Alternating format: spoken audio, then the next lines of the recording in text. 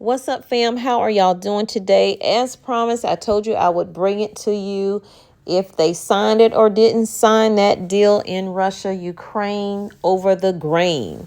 So the deal was signed to allow grain exports to resume by sea. Let's get into it. I want to start off by saying I'm doing this story with a little bit of caution because I don't want people to think this is going to change what they're seeing in their stores today, tomorrow, the next day, or next year. This will not affect the U.S., in my opinion. So I'm going to get into this story, and I will leave the link for you guys down below.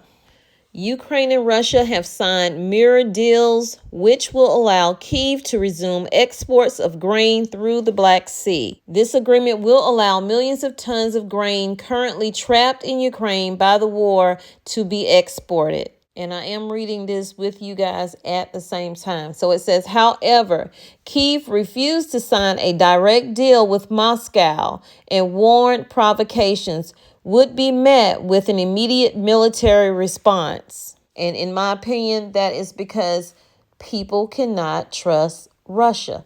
So it goes on to say both sides attended the signing ceremony in Istanbul, but did not sit at the same table. Russia's defense minister signed Moscow's deal first, and Ukrainian officials signed second.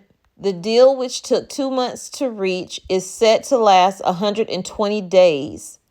It will have a monitoring center to be established in Istanbul, and it will be staffed by the UN, Turkish, Russian, and Ukrainian officials. It can be renewed if both parties agree. Terms of the deal are Russia will not target ports while shipments are in transit.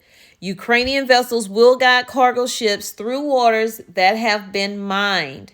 Turkey, supported by the United Nations, will inspect ships to make sure there is no weapons being smuggled. And Russia's export of grain and fertilizer via the Black Sea will be facilitated. So today, wheat prices dropped by 2% just due to the unblocking of more than 20 million tons of Ukrainian grain. So again, I'm not going to read this entire article. That's why I'm going to leave the link down here because it is extremely long. But I will say from reading it, they do not trust Russia, and they do fear that Russia will go back on their word. And they're also saying that the UN can't do anything to Russia. If they do, in means of punishing them if they breach the deal. All they can do is say that it's unacceptable, scandal, and the whole international community would react in a very strong way.